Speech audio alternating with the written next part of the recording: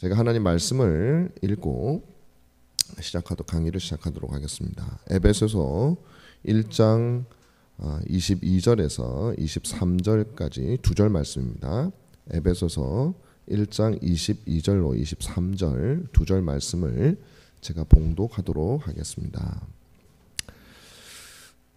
또 만물을 그의 발 아래에 복종하게 하시고 그를 예수님을 만물 위에 교회의 머리로 삼으셨느니라. 그는 교회는 그의 몸이니 만물 안에서 만물을 충만케 하시는 이의 충만함이니라. 아멘. 오늘 교회에 대한 두 번째 강의를 이렇게 하게 됨을 기쁘게 생각합니다. 제가 처음에 유튜브에 이 제목을 붙일 때에 그냥 교리 강좌 이렇게 안 붙이고 처음에는 은가람 교회 설립을 준비하는 교회론 강좌 이렇게 제가 불렀어요.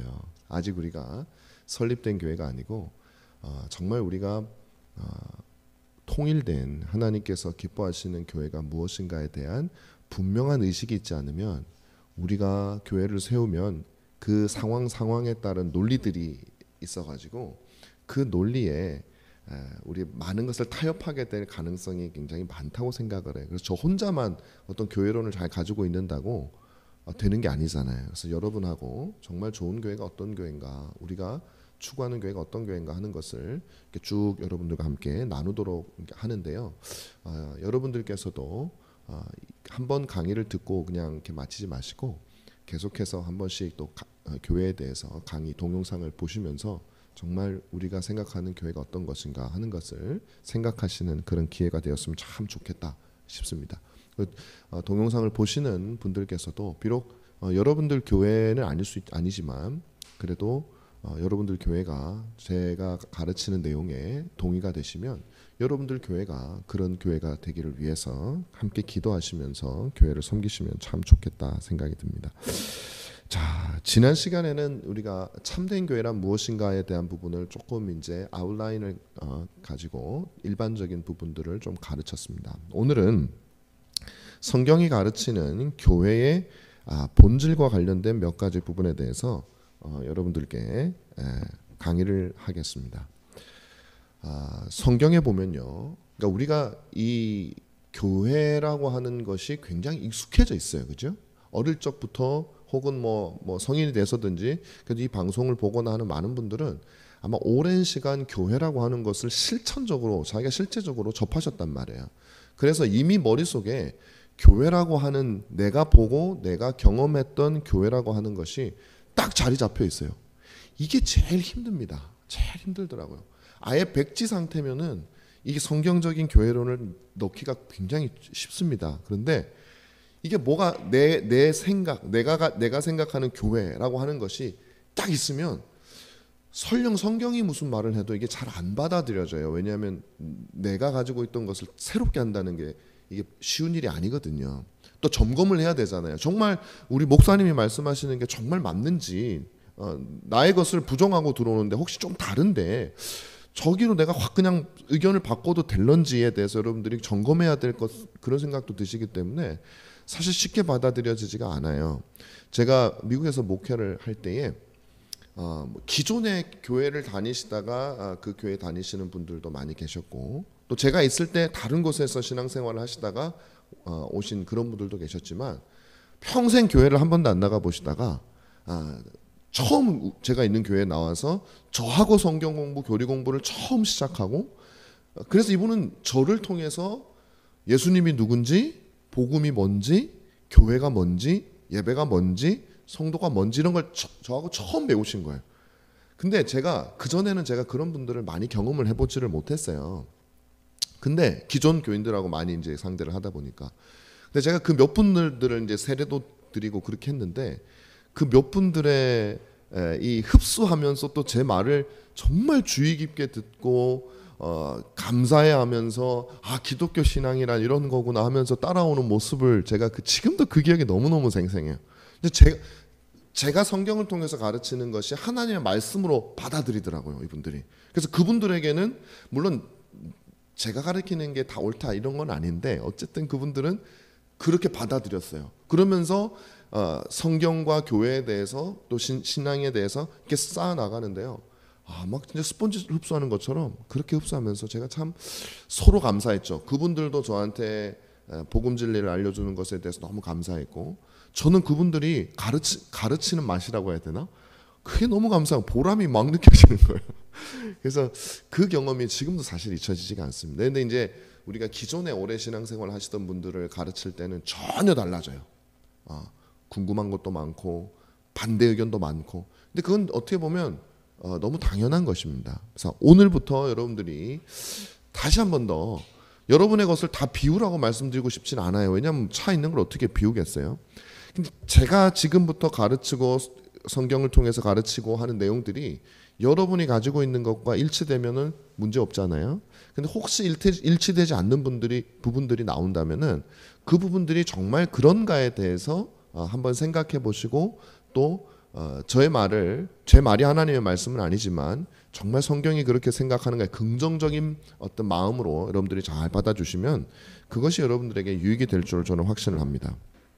자, 오늘은 교회의 본질에 대해서 아까 말씀드린 대로 보는데요. 교회란 무엇인가를 먼저 살펴보는 게 굉장히 중요합니다. 그냥 우리가 생각하는 교회 말고요, 여러분. 내가 그런 게 아니에요. 어떤 교회가 좋은 교회냐? 내가 생각했던, 내가 꿈꿨던 이런 교회를 다녔으면 좋겠어. 그런 거 다 지우셔야 돼요. 여러분의 생각과 여러분의 그런 마음들이 여러분이 그 성경을 통해서 분명하게 근거를 가지고 정립한 것이 아니라면 일단 그것을 붙드는 마음을 일단 버려야 돼. 내가 이런 교회가 너무 좋은데 가만 생각해 보니까 정말 성경이 그것을 교회라고 하는지에 대해서 확인한 기억이 없어요. 그러면 그거 일단은 붙들고 계시면 안 돼요. 오늘 우리가 성경을 통해서 교회에 대해서 여러 가지 비유가 등장을 하게 됩니다. 하나님께서 신자에 대한 비유도 나오고 교회에 대한 비유도 나오는데, 신자에 대한 비유는 상당히 더 다양해요. 근데 특별히 교회라고 하는 어떤 신자들의 공동체에 대해서 특별히 신약 성경을 통해서 제가 네 가지로 교회를 한번 찾아봤습니다. 첫 번째는 뭐냐면 이게 보시는 대로 교회는 그리스도의 몸이다라는 비유가 있죠. 여러분 다 아시다시피 고린도전서 12장 27절에 있고요. 에베소서 1장 23절에 있습니다. 저는 이제 오늘 주로 에베소서를 가지고 할 텐데, 그 다음에 두 번째가 뭐냐면 교회는 그리스도의 신부다라는 거예요. 신부. 그리스도는 신랑이고 교회는 신부다. 요한복음 3장 29절, 마태복음 25장 6절, 계시록 19장 7절 8절, 에베소서 5장 24, 25 굉장히 많이 등장하는 것이죠. 그 다음에 세 번째가 뭐냐면 교회는 성령의 전이다. 성령께서 거하시는 전인지를 알지 못하느냐라고 바울이 얘기하죠. 고린도서 3장 16절, 베드로전서 2장 5절, 에베소서 2장 21절에서 22절. 마지막으로 교회는 진리의 기둥과 터다라고 디모데전서 3장 15절에서 얘기를 합니다. 이 하나하나가 우리가 어떤 교회를 정말 성경적인 교회로 할 것인가. 여러분들이 저하고 같이 교회를 이루어서 가시려면 우리는 성경의 기준을 쫓아가야 되는 거예요. 우리가 꿈꾸는 교회가 중요한 게 아니죠. 성경이 꿈꾸는 교회, 하나님께서 우리에게 말씀하시는 그 교회로 우리가 나가야 된다는 것입니다. 이 네 가지를 우리가 앞으로 살펴볼 거예요. 오늘 저와 여러분들이 볼 것은 뭐냐면 교회는 그리스도의 몸이다라는 말이 우리에게 던져주는 교회의 본질. 다시 말하면 여러분이 오늘 배우는 거는요, 우리가 이루어가야 될 은가람 교회에서 그 내용들을 어떻게든 하나님의 은혜를 구하면서 서로 힘을 합쳐서 그것을 이루어 가려고 해야지요. 만약에 어떤 분이 이것과 상관없는 내용 교회를 주장하면요, 우리는 그렇지 않다고 그를 타일러야 되는 거예요. 무슨 말씀인지 아시겠죠? 그래서 여러분들은 처음 시작하는 어떻게 보면은 이 시작이기 때문에 굉장히 중요합니다. 그야말로 여러분들은 터예요. 파운데이션, 기초가 되는 것입니다. 자, 먼저 그리스도의 몸인 교회에 대해서 한번 살펴보도록 하겠습니다. 그리스도의 이게 잘 안 되네요. 이게 또 넘겨주. 예, 그리스도의 몸인 교회입니다. 그리스도를 충만케 하는 것이 몸이다라는 게 첫 번째고요. 두 번째는 그리스도께 복종하는 게 몸이다. 왜? 몸은 머리에 복종해야 되니까.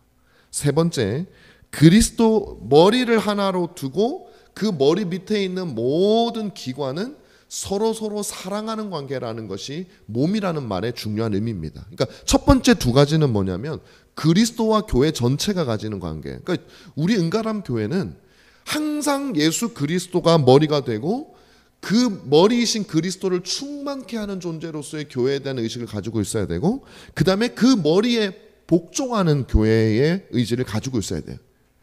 마지막으로 세 번째는 머리에게서 한 머리에게서 동일한 어떤 생각을 가지고 있기 때문에 서로 모든 몸의 지체가 서로 사랑하고 서로 섬기고 서로 세워주는 이 세 가지가 바로 이 그리스도의 몸인 교회라는 것의 아주 중요한 특징이라는 사실을 여러분들이 오늘 함께 배우셨으면 좋겠습니다. 자, 그 다음으로 이렇게 넘어가 보면 이제 그리스도를 충만케 하는 첫 번째, 우리가 첫 번째 그리스도의 몸인 교회의 첫 번째가 그리스도를 충만케 한다라는 것이죠. 제가 재작년 그리고 그 전에 2018년에 그 전에 있던 교회에서 에베소서를 설교하면서 제일 지금도 제 머릿속에 잊혀지지 않는 하나의 개념은 바로 이 개념이에요.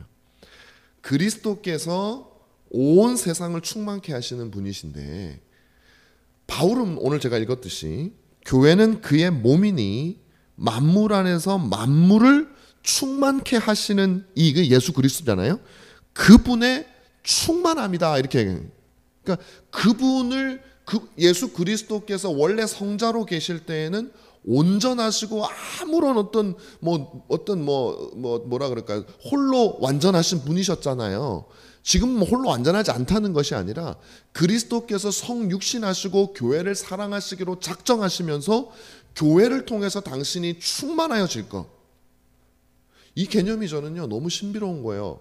정말 전능하시고 무한하시고 홀로 자존하시는 성자께서 그리스도와 공동 운명이 되시기로 하셨다. 내가 너희들로 말미암아 내가 존재의 의미가 충만하여지도록 하겠다라는 것은 전 너무 신비롭고 교회가 너무 영광스러운 것이라고 생각해요. 다시 말하면 우리 은가람 교회를 통해서 우리 은가람 교회가 홀로 그리스도를 충만케 하는 건 아니에요. 주님의 모든 지상교회가 전체가 그 보편교회 전체가 하는 것이지만, 그래서 저희는 그렇게 생각을 해요.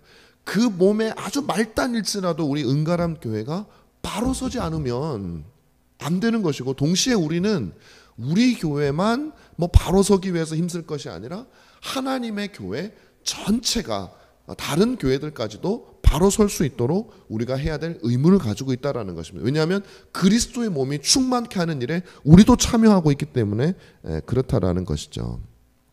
그래서 교회란 뭐냐? 그리스도의 충만이고, 그 다음에 그를 통해서 세상을 충만케 하는 것이 바로 교회다라는 것을 말씀을 드리는 겁니다. 이게 조금 조금 잘못됐네요. 제가 이 변경을 했는데 이 폰트가 바뀌면서 이렇게 돼버린 것 같아요. 자, 그래도 할 수 없죠. 자, 첫 번째로는 뭐냐면요, 그리스도께서 교회가 그리스도의 충만이라고 할 때 첫 번째 개념은 이겁니다. 영혼 구원에 대한 도리를 삼위일체 하나님의 구원 사역을 감당하는 의미에서의 교회라는 것이죠. 삼위일체 하나님의 구원 사역입니다. 왜냐하면 이것은 여러분 에베소서 1장을 보시면 이건 분명하게 나타나 있어요. 왜 에베소서 1장이 중요하냐면 사도 바울이 에베소 교인들에게 지금 저와 같은 일을 하고 있는 거예요. 여러분, 교회가 뭔지 아십니까?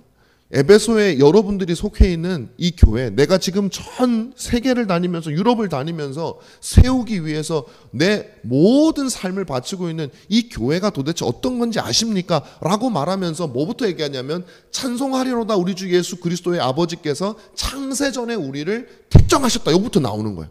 여러분, 교회가 뭔지 아십니까? 장로가 있어야 되고 목사가 있어야 되고 막 전도해야 되고 이런 얘기를 하는 게 아니에요.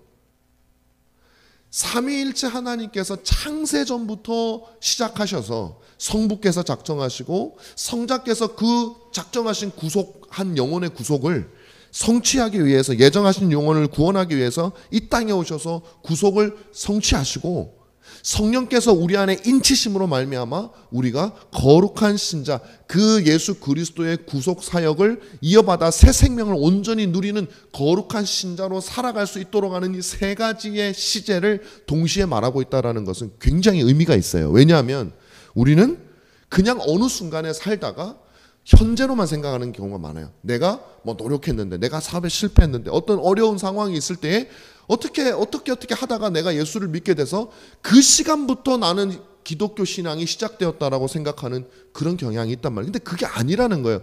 여러분들의 구원은 이 세상이 존재하기 전부터, 창세 전부터 하나님께서 뭐 꾸몄다는 표현을 추진해 오시던 사역이라는 거예요. 그 역사가 영원이라는 거예요. 영원.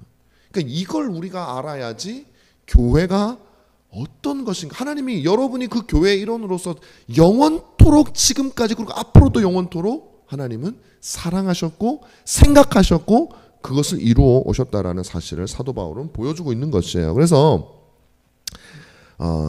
이 한 영혼이 구원받는 과정 속에 삼위일체 하나님께서 어떻게 협력해서 그 구원을 이루셨는가 하는 것을 우리에게 잘 보여주고 있다라는 것이죠. 성부가 작정, 성자의 구속, 성령의 인침이라고 하는 그러니까 바로 이 사실을 우리는 세상에 알리고 이 사실을 교회 안에서 성도들에게 가르쳐 줘야 된다라는 거예요. 여러분, 이제 교회 나오신 여러분들은 이미 다 구원 받았습니다.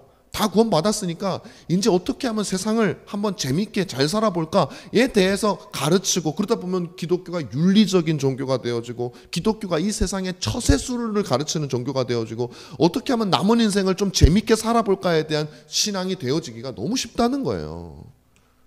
신앙의 역사성이죠. 무한한 역사성에 대한 인식이 없으면 그렇고, 이 여러분 한 사람을 구원하기 위해서 삼위 하나님께서 영원토록 어떤 일을 감당하셨는지를 우리가 가르쳐 주어야 된다라는 것이죠.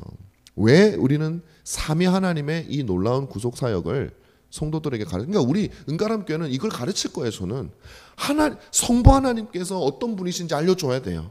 그분이 영원토록 작정하시고 지금도 진행하신 그 놀라운 사역이 얼마나 복된 것인지 알려주고, 성자 예수 그리스도께서 이 땅에 오셔서 그분이 두 신성과 인성을 가지고 십자가에 죽으신 그 사건이 얼마나 복된 사건인지, 여러분을 향한 그 사건이 얼마나 복된 사건인지 알려드리고, 그 다음에 세 번째로 성령께서 지금 여러분의 삶 속에 역사하시는 그 놀라운 역사가 얼마나 탁월한 것인가 하는 것을 우리가 연구하고 공부해야 돼요. 그러니까 여러분, 공부라는 말은 제가 취소할게요. 공부해야 되는 게 아니라 알아야 돼요. 공부라고 하면은 다들 좀 부담스러워하고 뭔가 머리로 하는 것처럼 생각하기가 쉽기 때문에 제가 그건 취소할 거예요. 그리고 우리는 몸으로, 지식으로, 머리로, 몸으로, 마음으로 이 사실을 우리가 그러니까 성경의 전체 경륜을 다 알아야 된다는 말이에요. 왜 우리는 이 삼위일체 하나님의 놀라운 사역을 전해야 되느냐? 그 복음에 대한 방금 말씀드렸듯이 총체적인 이해를 가지기 위해서 그런 겁니다. 네, 집사님하고 주한이가 여기 계시고 카메라는 여기 있고 그러니까 참 이게 보기가 힘든데 다음부터는 지금 이쪽으로 좀 이동해 주세요. 그래서 제가 한쪽을 보면서 할 수 있을 것 같아. 이동해서 우리가 보면 좋겠습니다. 자, 왜냐하면 앞에 계신데 제가 안 보고 할 수 없으니까 죄송합니다, 여러분. 자, 그래요. 그래서 복음에 대한 총체적인 이해를 가지기 위해서 하고, 두 번째는 교회를 반석 위에 두기 위해서 그래요. 그러니까 성부, 성자, 성령 삼위 하나님의 이 구속사역 전체를 이해하지 못하면요, 세월이 가면 갈수록 교회는 굉장히 협소해지고 실용적으로 변하기 쉽고 너무나도 놀라운 진리들을 포기하고 그 중심이 인간에게로 오기가 굉장히 쉬워요. 그러니까 지금도 사실은 그렇잖아요. 많은 교회들에서 하나님, 성부가 어떤 분이시고 성자가 어떤 분이시고 성령께서 어떤 일을 하시고 삼위 하나님의 영광이 어떻고 이런 얘기들은 거의 잘 하지를 않아요. 그 관심은 어디에 있냐면 기껏 영적이라고 해봐야 구원 정도, 그게 영적이고 그 외에는 너무나도 여러분들이 이 세상을 어떻게 우리가 살아가는 문제에 대해서 집착을, 그러니까 인간 중심적인 교회가 되기가 너무 쉬운 거예요. 그것은 굉장히 핀트가 잘못되는 거예요. 하나님께서 이 백성을 지으신 이유가 뭐냐면 나를 찬송하기 위해서 지으셨다라고 말씀을 하셨으니까 그런 거죠. 그래서 이 부분은 저와 여러분들이 은가람 교회를 나가면서 정말 우리가 함께 연구하고 이것을 머리로만 하는 것이 아니라 그 지식이 우리의 삶을 바꾸는 그런 일들을 감당하기 위해서 우리가 끊임없이 추구해야 될 일이다. 자, 그럼 우리의 현실은 어떤가? 제가 말씀을 좀 드렸죠. 복음 진리를 정말 많은 교회들이 성부, 성자, 성령, 삼위 하나님의 영원한 경륜에 따르는 복음 진리를 전하고 있느냐? 현실적으로 그렇지 못한 경우가 많지 않습니까? 어떤 교회를 비판하기 위함이 아니에요. 이건 전혀 그렇지 않습니다. 비판해서 뭐 하겠어요? 왜 제가 여러분들에게 우리의 현실에 대해서 말씀을 드리려고 하냐면, 현실에 대한 명확한 인식이 없이는요, 제가 지금 설명드리는 것을 왜 해야 되는지를 알지를 못해요. 왜 우리가 목사님이 말씀하시는 그런 교회가 되어야 합니까? 나는 지금도 괜찮은데, 지금도 괜찮은 데가 되어버리면 아무런 발전이 있을 수가 없는 거예요. 좋아요. 지금도 좋은 게 많죠. 제가 모든 것을 비판하고자 하는 것이 아니에요. 지금 좋은 것들은 좋은 대로 가지고 계십시오. 그러나 제가 지적하는 문제는 여러분의 모든 걸 지적하는 것이 아니에요. 그 중에 우리가 이런 것들을 다시 생각해보고 수정해 나가면 더 하나님께서 기뻐하시고 여러분들에게도 진정한 유익이 되는 교회를 향해서 가자고 하기 위해서 현실의 문제를 진단하는 것이, 이거는 영원토록 해야 될 일입니다. 주님 오시기까지. 아무리 우리가 온전한 교회를 만들어도요, 여전히 우리 안에는 또 지적해야 될 문제들이 산적해 있어요. 그것을 우리가 보아야 됩니다. 오늘 이걸 했다고 해서 우리가 하루아침에 바뀌지 않습니다. 제가 여러분들에게 교회론을 10번 강의를 해도요, 10번 들었다고 내 마음속에 그 교회가 새겨지지 않아요. 그래서 우리는 끊임없이 살펴보는 일들을 감당해야 된다는 거죠. 오늘 교회의 주된 관심은 뭐냐? 저는 그렇게 생각을 해요. 목사나 어떤 뭐 그런 뭐 성직자나 뭐 목사의 입장에서는 교회 성장이죠. 그리고 어떤 뭐 장로님이나 직분자들 입장에서도 비슷한 경우가 많아요. 내가 이 교회를 사랑하기 때문에 우리 교회 사람이 많이 와야 돼. 뭐 이런 생각. 그걸 조금 더 확장을 하면 뭐 사람이 단순히 많이 오는 것이 아니라 복음을 전해야 돼라는 마음이 있겠죠, 당연히. 그러나 우리는 살펴봐야 돼요. 정말 복음이 무엇인지 우리가 알고 그 복음에 대해서 얘기하는 것인가에 대해서는 살펴봐야 됩니다. 또 성도들은 왜 교회를 우리가 다니고 관심을 가지게 될까요? 많은 경우에 내가 이 세상에 위로를 누리기 위한, 내가 육신의 아픔이나 경제적인 어려움이나 내 자녀의 문제나 이런 것들을 어떻게 하면 해결할 것인가, 아니면 그런 어려움을 당했을 때 어떻게 위로를 받을 것인가에 대한 그런 삶의 방법으로서의 교회를 추구하는 경우가 너무 많다는 거죠. 성부, 성자, 성령, 삼위 하나님의 총체적인 구원 사역에 대해서 사도 바울이 설명하는 것에 대해서 동의가 안 되는 거예요. 저는 여러분들에게 한번 여쭤보고 싶어요. 여러분들은 에베소서 1장을 읽으시면서 어떤 부분이 가장 가슴 벅찼는지. 저는 아까 말씀드린 대로 맨 마지막 절 23절하고요. 1장 10절이에요. 1장 10절은 뭐냐면은 하늘에 있는 것이나 땅에 있는 것이 다 그리스도 안에서 통일되게 하려 하심이라 라는 이 말씀이에요. 제가 가끔 여러분들에게 설교할 때 이 통일에 대해서 말씀을 드리자, 오늘도 잠깐 드리겠지만 이 만물, 다음으로 넘어가면 좋겠습니다. 교회의 목적이 바로 뭐냐면 만물을 통일되게 하는 것이 하나님께서 교회를 세우신 목적이에요. 여러분, 하나님께서 단순히 여러분들만을 위해서, 여러분 한 사람이 편하게 살기를 위해서 교회를 세운 것은 아니에요. 그렇게 되면 어떻게 되냐면요, 하나님이 우리의 종이 되는 거예요. 하나님이 여러분을 위해서 존재하는 분이 된다는 게, 이게 우리가 굉장히 큰 착각을 하고 있는 거예요. 진짜로 이건 제가 볼 때 너무너무 중요해요. 어떤 사람이 신앙생활을 굉장히 열심히 하고 하나님에 대한 신앙이 굉장히 있고 기도도 많이 하고 그렇다고 해요. 그런데 종종 보면 그런 분들 중에는 어떤 하나님에 대한 인식을 가지고 있냐면, 하나님이 나를 사랑하셔서, 나를 너무 사랑하셔서, 세상 사람들보다 나를 더 사랑하셔서 나를 위해서 존재하시는 하나님으로 생각. 그럼 되게 고맙죠. 천지를 창조하신 분이 나를 위해서 존재하시고 나를 위해서 희생하신다 그러니까 얼마나 고맙습니까? 그런데 한번 생각해 보세요. 그분이 왜 나를 위해서 존재하겠습니까? 그럴 리가 없는 거예요. 그리고 그래서는 안 되는 거예요.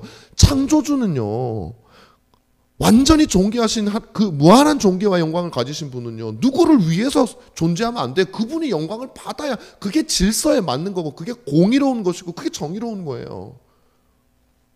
여러분, 세상에서요, 거룩하고 흠이 없고 잘난 사람이 밑에 가서 종노릇하고 있고요, 못됐고 그냥 남의 걸 뺏기나 하고 그런 사람이 왕노릇하면 여러분 보기에도 이상하잖아요. 어떻게 저럴 수가 있어? 저건 뭐가 잘못된 거야 라고 생각을 하잖아요.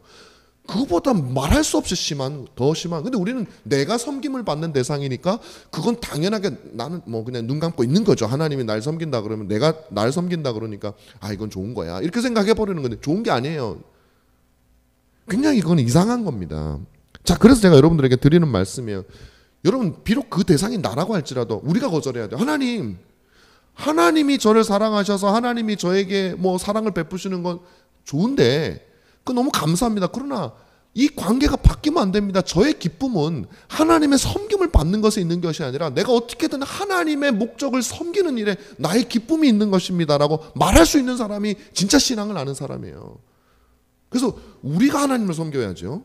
하나님이 우리를 섬기는 것은 그건 궁극적인 관계가 될 수 없어요. 그러니까 하나님 우리를 사랑하셔서 우리로 하나님을 섬기게 만들어요. 이게 맞는 거예요. 자, 그럼 우리가 교회가 무엇을 위해서 존재하는, 하나님이 교회를 만드신 목적이 뭐냐? 만물을 통일되게 하는 그 일을 감당하기 위해서 우리 은가람 교회는 있는 거예요. 하나님이 우리 성도들에게 복을 많이 주고 하나님이 우리 성도들에게 뭐 가정마다 복을 줘서 우리 성도들이 잘 먹고 잘 살게 하는 것이 우리 교회의 목적이 아니라, 그렇게 주시면 좋죠. 하나님이 우리에게 그렇게 많은 걸 주시면. 그러면 그럴수록 우리는 하나님께, 하나님 우리가 주님께 무엇을 드리리까 끊임없이 기도해야 되는 거예요. 하나님 우리를 통해서 만물을 어떻게 통일하기를 원하십니까? 제가 지난 주일날 아브라함에 대해서 설교했잖아요. 저는 그 설교를 준비하고 하면서 또 제 마음속에 그런 생각을 한 거예요. 이전까지는 하나님이 아브라함한테 야, 너 갈대아우르에서 나와라. 내가 저 가나안 땅 줄게. 계속 땅 얘기가 나오잖아요. 땅 주겠다고. 그리고 별과 같은 자손이 그 땅을 기업으로 받을 것이라고. 땅을 주는 거거든요. 하나님이 도대체 아브라함한테 땅 줘서 뭐 하려고? 그냥 아브라함이 땅을 소유해가지고 부동산업이나 하면서 편하게 잘 먹고 잘 살고 땅을 임대소득 받아가지고 잘 먹고 잘 살게 하기 위해서 땅을 주시나? 그럼 그게 도대체 하나님께 무슨 영광이 있느냐라는 거예요. 그게 하나님의 궁극적인 목적일까요? 아니죠. 제가 그 지난주에 설교에 뭐라고 했습니까, 여러분? 하나님께서 아브라함을 그 땅에서 갈대아우르에서 불러내셔서 하나님이 주시는 그 땅으로 보내신 이유는 그 땅에서 잘 먹고 단순히 잘 살라는 게 아니라 그 땅을 하나님의 통치가 이루어지는 곳으로 만들라고 아브라함에게 주신 것이라 그랬잖아요. 바로 그 얘기를 지금 하고 있는 거예요. 하나님께서 모든 교회에 속한 성도들에게 하나님의 땅을 우리에게 주셨단 말이에요. 그럼 우리가 할 일은 뭐냐면 그곳에서 하나님의 통치가 이루어지도록 우리는 그 일을 감당해야 된다는 것은 우리 은가람 교회가 앞으로 정말 붙들어야 될 우리가 교회가 존재하는 목적이에요. 여러분 개인의 땅도 있지만 은가람 교회라고 하는 우리 교회의 땅도 있는 거예요. 이 물리적인 땅을 말하는 것이 아니라 우리가 영향을 미쳐야 될 우리의 이 영역이 있는 것이죠.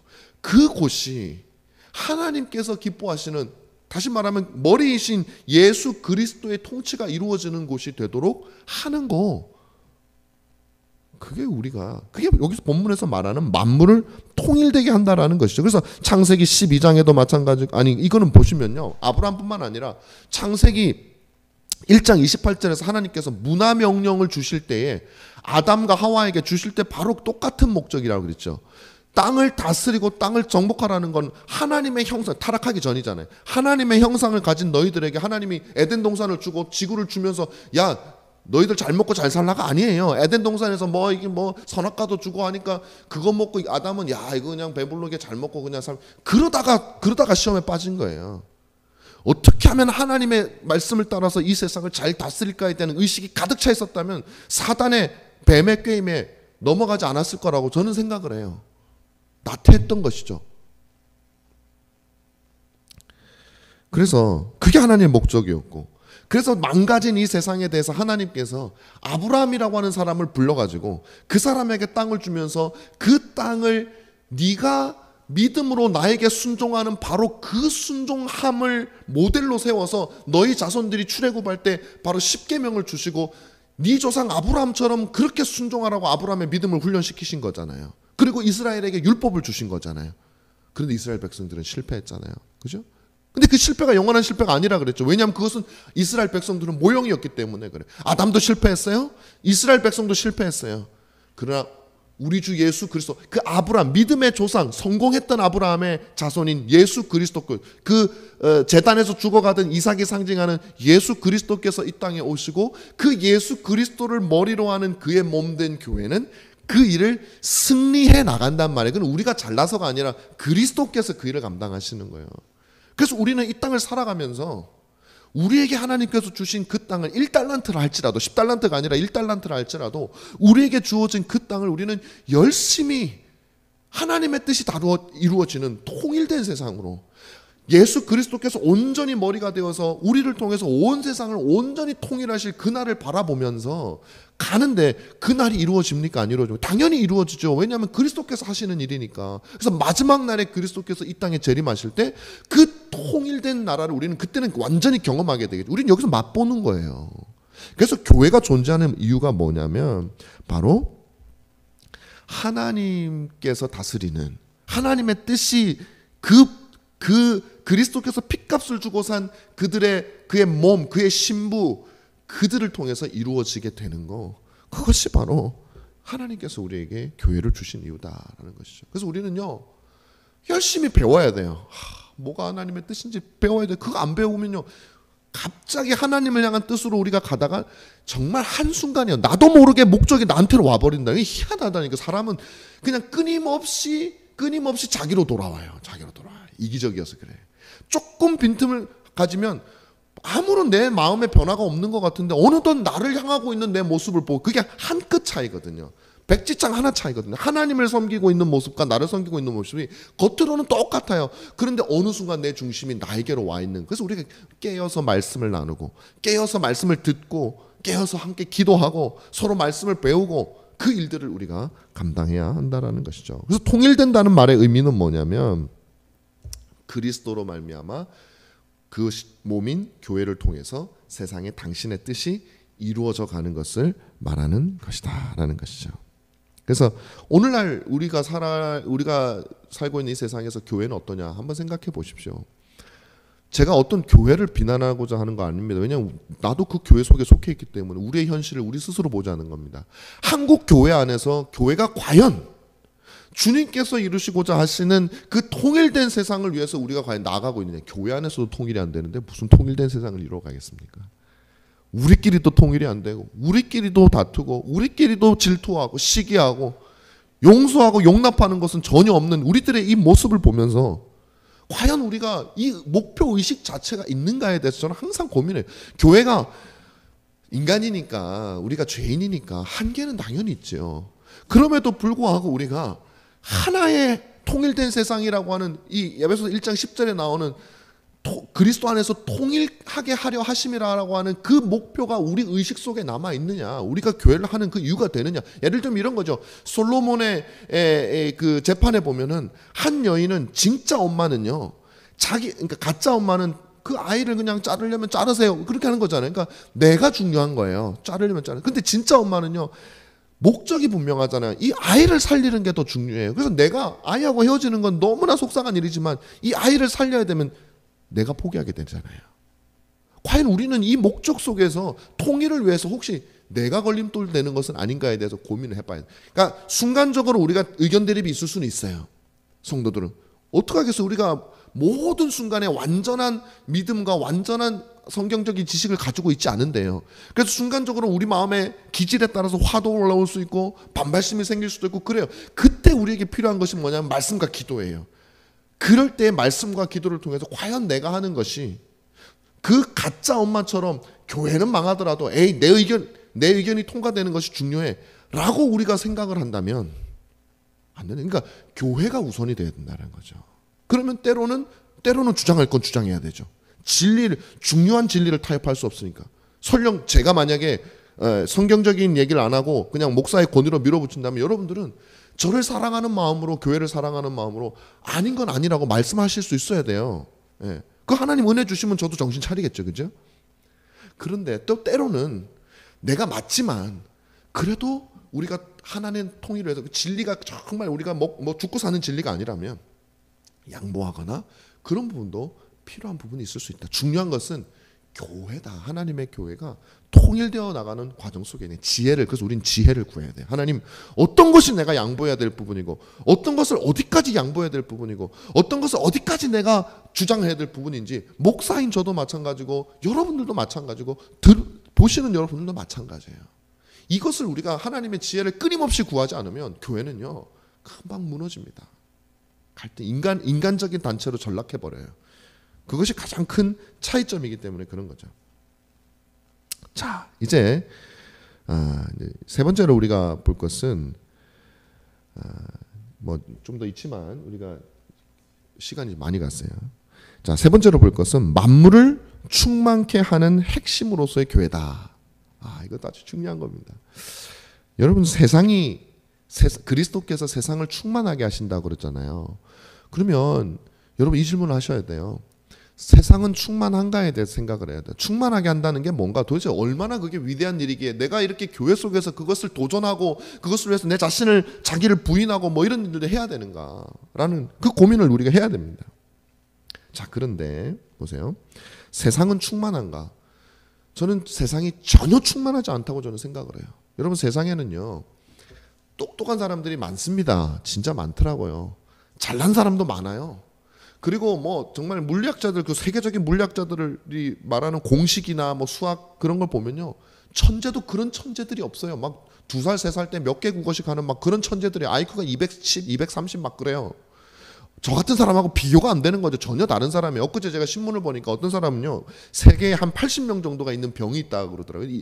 그 병명이 정확하게 기억이 안 나는데 뭐 과다기억증 후군인가 뭐 그런 게 있대요. 그래서 어떤 여자인데, 호주에 사는 여자인데 자기 엄마 태 속에 있었던 것까지 기억을 한대요. 그래서 그 여자가 좀 나이가 이제 성인이 된 사람인데 그림을 그린 거예요. 자기가 뱃속에 있을 때 있는 모습이 기억이 나가지고 그걸 그림을 그렸더라고요. 그래서 그 사람은요, 살면서 모든 일을 다 기억을 한대요. 어디까지 믿어야 될지는 모르겠어요. 근데 책 같은 걸 보면요, 그게 다 기억이 난다는 거예요. 그냥 이게 넘기면 그게 다 눈에 들어오면 다 기억이 난다는 거예요. 과다기억증 후군인가 그래요. 전 세계 80명이 있대요. 그것도 머리 좋은 거하고도 관련이 있겠죠. 어쨌든 그 탁월한 기억력이니까, 그죠? 별 희한한 사람들이 다 있어요. 그런 사람들이 자기 분야에서 막 이 의견이 옳다, 저 의견이 옳다고 막 내세우고 세상을 뭐 이렇게 하면 세상이 잘 될 것이다고 막 세상을 가득 채우기 위해서 온갖 아이디어를 내는 거예요. 민주주의가 최고다, 뭐 또 뭐 자본주의가 최고다, 뭐 사민주의가 최고다, 정치 이념, 사회 이념 막 글도 쓰고, 학자들이 얼마나 세상을 채우기 위해서 그들의 머리를 사용하는지 몰라요. 근데 제가 보기에는 세상이 점점 더 비어가는 것 같아요. 제가 볼 때는.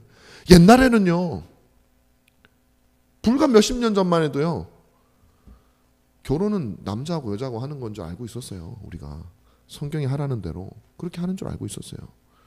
그런데 이제 그 똑똑한 사람들이, 세상을 채우겠다고 나온 사람들이, 결혼은 꼭 그런 거 아니래요. 성도요, 남자와 여자만 있는 줄 알았어요. 성경에 그렇게 돼 있으니까.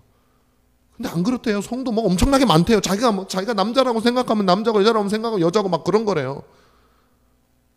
여자 아빠도 있을 수 있고 남자 엄마도 있을 수 있고 그거 다 괜찮은 거, 정상적인 거래요. 세상을 그렇게 만들어가야 세상이 행복하대요. 근데 세상이 그렇게 하면 세상이 채워져 가나요? 비어져 가지, 하나님 보시기에. 그들이 중요시 여기는 게 뭡니까? 사람의 생명 아니에요? 인권 아니에요? 인권의 최고는 생명 아닙니까? 불과 우리나라에 얼마 전까지만 해도 이 뱃속에 있는 그 아이는 곧 자라서 우리와 똑같은 사람이 되는 아이들이기 때문에 그 아이는 생명으로 여겨서 당연한 거예요. 성경이 그렇게 얘기하고 있는 것이고 당연한, 우리도 한때는 태아였어요. 근데 세상을 채우겠다고 하는 사람들이, 막 세상을 채워야지 하는 사람들이, 이제 걔네들은 죽여도 된대요. 사람 아니래요. 이거는 세상을 채우는 게 아니죠. 세상을 비워도 너무 심하게 비우는 거죠. 이거보다 더 어떻게 비울 수가 있습니까? 세상에서 아무리 나쁜 짓을 한다고 해보세요. 하나님께 도전하는, 하나님 신성 모독하는 걸 제외하고 사람의 생명을 해치는 것이 가장 나쁜 것인데, 그걸 정상적이라고 법으로 인정하지 않은 사람들이 세상에 권력을 잡아가고 세상을 주름 잡아가고 있는, 제가 볼 때는 이 세상을요, 점점 비어져 가고 있는 거예요. 점점 비어져 가고 있어요. 여러분, 세상은 채워져 가고 있지 않습니다. 세상은요, 빈 껍데기, 겉으로는 번지를 해요. 제가 몇 번 예를 들었잖아요. 대게. 제가 대게를 참 좋아하고, 대게 안 좋아하는 사람 별로 없겠지만 대게를 참 좋아하고, 근데 너무 비싸가지고 못 먹기 때문에 한번 먹을 때 그냥 정말 대게의 살이 꽉 차. 좀 대게도 제대로 먹어본 적은 홍게를 먹었죠. 홍게. 그래가지고 그것도 비싸서 그냥 겨우겨우 홍게를 딱 먹는데 뼈를 딱 열었는데 그 안에 텅텅 비어 있어요. 그러면 너무 화가 나고요. 주인장한테 따지고 싶어요. 어떻게 이렇게 팔 수가 있냐고. 그게 비어 있으면요, 화가 나는 거예요. 화가 나는 거예요. 차 있어야 될 게 비어 있으면요, 비정상적이고 화가 나는 거예요. 이 세상이 겉으로는 멀쩡해 보이는데 텅텅 비어 있다고요, 안에가. 화가 나, 불의한 거예요. 그거는 옳지 못한 것이죠. 그래서 우리 주님께서 그러한 세상을 채워나가시는 분이시다라는 것이죠. 그래서 충만하지 못한 이유가 무엇이냐. 그러니까 이게 이 충만하지 못한 것은 그래서 결국에는 우리 개인이 충만하지 못하고 우리 개인이 하나님을 알지 못하니까 뭐가 진리인지 세상이 꽉 찬 게 뭔지를 모르는 거예요. 이 대계를 볼 때 딱 겉으로 보면 전문가들은 이렇게 이런 특징이 있으면 이게 꽉 찬 거야. 이게 아는데요. 이 아마추어들은 잘 몰라요. 그냥 생긴 게 통통해 보이면 살이 많을 줄 알고 사보면 없다고요. 사람들이 그래요. 하나님 그리스도 안에 있지 못하면 세상을 어떤 관점으로 봐야지 그것이 가치 있는지 알지 못하기 때문에 세상은 점점 비어가. 우리가 그걸 막아야 된다고요. 우리가 그 사람들에게 세상이 차는 것이 무엇인가라는 것을 알려주어서 적어도 그들이 그리스도를 통해서 보지는 못할지라도 적어도 무엇이 옳고 그른지에 대해서 일반 은혜적인 영역에 속한 것들은 우리가 가르쳐 줄 수 있어야 된다. 생명을 죽이는 건 죄야. 뱃속에 있는 아이는 생명이야. 하나님이 그렇게 말씀하시니까. 생명을 주신 분이 생명이라고 하는데 결혼은 남자와 여자가 하는 거야. 결혼은 하나님이 주신 생물학적 이성을 가진 사람들이 하는 거야. 엄마는 여자고 아빠는 남자야 라는 것들을 우리가 알려줘야 되는 거예요. 그 일을 하는 것이 세상을 채워나가는 것이죠. 그리고 궁극적으로는 그리스도를 그들에게 알려줘요. 그리스도를. 그래야 진짜 알이 차는 거예요. 그리스도를 통해서 그들이 세상을 볼 수 있도록 만들어줘야 돼요. 그 일을 우리가 감당해야 된다는 것입니다. 그래서 세상이 충만하다는 말의 의미는 뭐냐면 만물이 자신의 위치로 만물을 그리스도의 눈을 통해서 세상을 봐서 그 본래의 가치대로 돌아가는 거예요. 우리는 세상을 그렇게 가르쳐야 돼요. 그래서 우리 은가람 교회는요. 저는 합동측 목사고 저는 무슨 기장 사회 운동을 막 나서고 막 그런 것들과는 거리가 먼 사람이에요. 그리고 저는 그것이 기독교인의 중심이라고 생각하지 않아요. 저는 기독교인의 중심은 복음이고 그 복음이 가르치는 영적 진리라고 생각을 하는 사람입니다. 그리고 우리가 사는 이 세상이 우리가 궁극적으로 살 세상이 아니기 때문에 우리는 이 세상에 우리의 모든 소망을 두어서는 안 된다고 생각하는 사람이에요. 우리는 다가올 세상을 더 소중하게 여기고 그것을 바라보며 살아야 된다는 사실을 믿는 목사입니다. 그럼에도 불구하고 우리는 하나님께서 이 세상에 두셨을 때에 우리는 하나님 말씀과 그 진리에 따라서 우리 교회에서는요 논의를 해야 돼요. 저는 성도들과 그런 것들을 할 거예요. 책을 볼 거고 같이 대화를 할 거예요. 정치에 대해서도 얘기할 겁니다. 어느 정당에 대해서 얘기하진 않을 거예요. 어떤 정치인에 대해서 얘기하진 않을 거예요. 어떤 가치가 성경적인 가치냐. 어떤 가치가 예를 들면 낙태를 해서 태아를 죽이는 것을 합법화하는 것이 과연 성경적인 것이냐에 대해서 좀 얘기할 거예요. 왜냐하면 그런 것들을 우리가 해나가야 세상이 가득 차는 겁니다.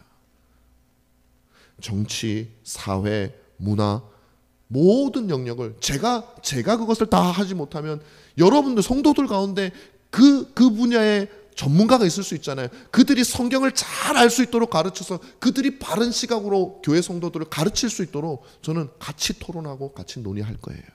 저는 그걸 너무너무 하고 싶어요. 저도 배우고 싶고 제가 할 수 있는 성경을 그들에게 가르쳐주고 전문 지식을 가진 그분들이 그 말씀을 가지고 정말 성경적으로 문화는 어떻게 봐야 되는 건지 성경적으로 사회는 어떻게 봐야 되는 건지 그 지식을 가지고 성도들을 가르치고 자신의 있는 영역들을 섬겨나갈 때 우리는 정복하는 것이고 통일하는 것이고 만물을 충만하게 하는 교회가 될 수 있다는 것이죠.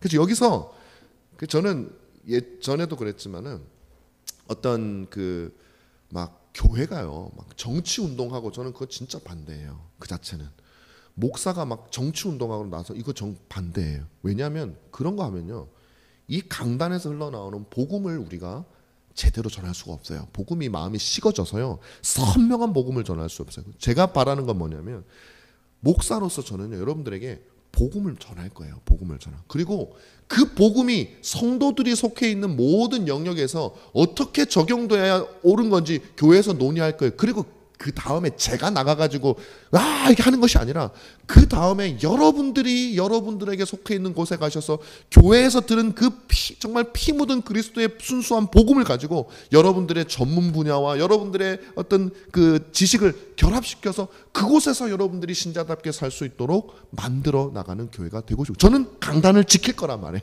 저는. 여러분 모르죠. 때로는 대한민국의 하나의 국민으로서 최소한의 뭐 선거도 하고 뭐 강단을 지킨다 그래서 목사가 선거도 안 하고 그럴 수는 없으니까 그렇게는 그런 의미에서 활동을 하겠지만, 저에게 가장 중요한 것은 저의 첫 번째 임무는 여러분들에게 성경이 가르치는 진리를 알려주는 거죠. 그리고 여러분들은 그것을 여러분이 처한 곳에서, 가정에서, 직장에서 그 일들을 적용하는 일들을 여러분들이 하시고, 교회는 그걸 도와주는 곳이 되어야 돼요. 도와주는 곳이.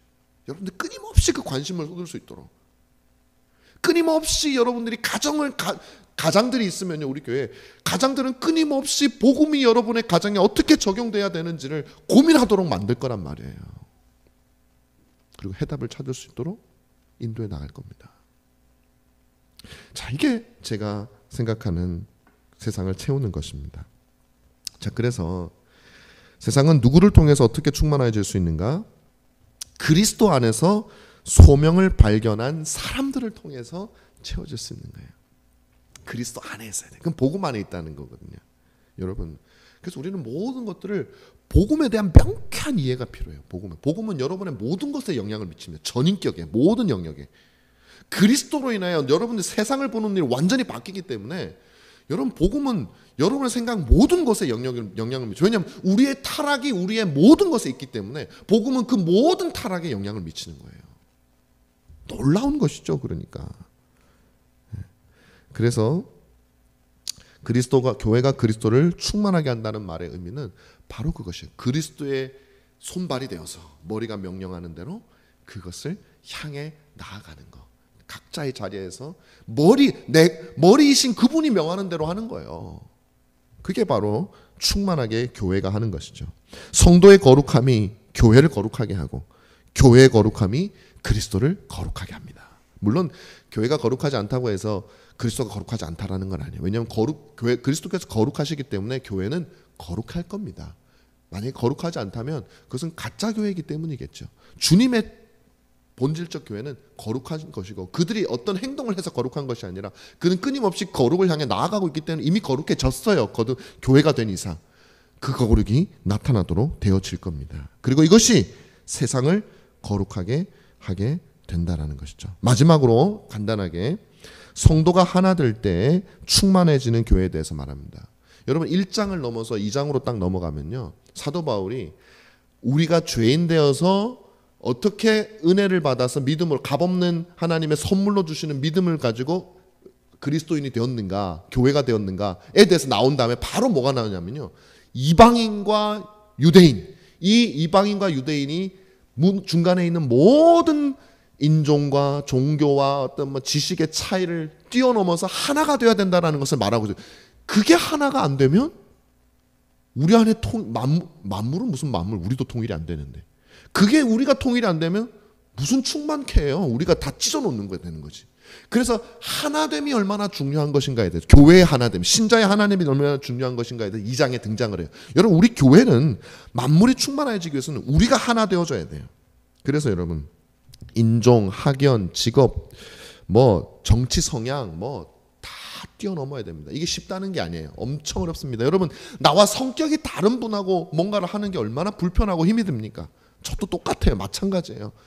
이왕이면 좀 편한 사람하고 말 잘 되는 사람하고 하고 싶어요. 그러나 그것을 우리가 이겨내야 돼. 왜? 교회는 그것을 이겨내는 곳이기 때문에 힘들지만 노력하고 사랑하려고 하고. 그래서 이런 의식을 가져야 돼요. 우리 안에 어떤 미움이 있고 우리 안에 막 밀어내는 그런 인식이 있다면 교회가 이루는 뭐 세상을 통일하고 이거는 안 된다. 우리가 최후에 여기서 더 이상 물러나면 안 된다라는 마음으로, 우리 은가람 교회마저 물러나면 한국 교회는 안 된다. 굉장히 교만하지만 그런 마음을 우리가 가져서 우리가 이뤄내야 되는 거예요. 그건 추구해야 되는 바예요.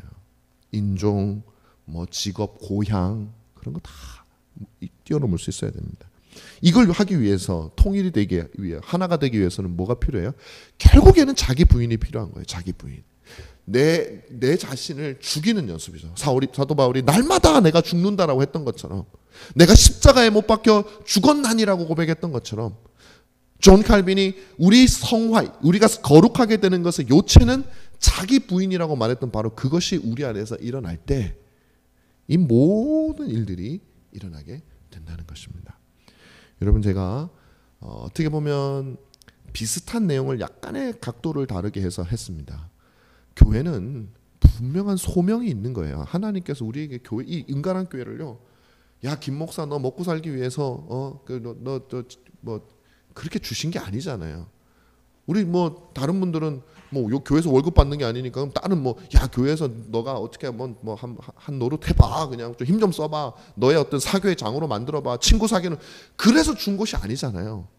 우리 교회는 들어올 때는 그렇게 들어올 수 있어요. 그러나 이곳에 들어온 이상 용광로처럼 우리 녹여져 가지고 그리스도께서 만물을 충만케 하시는 수단으로, 통일되게 하는 수단으로 우리 안에서 그 통일을 이루어내서 나아가는 저와 여러분들이 되면 참 좋겠어요. 그것이 바로 우리 교회가 존재하는 목적이고 본질이다라는 것입니다. 그리스도를 충만케, 세상을 충만하게.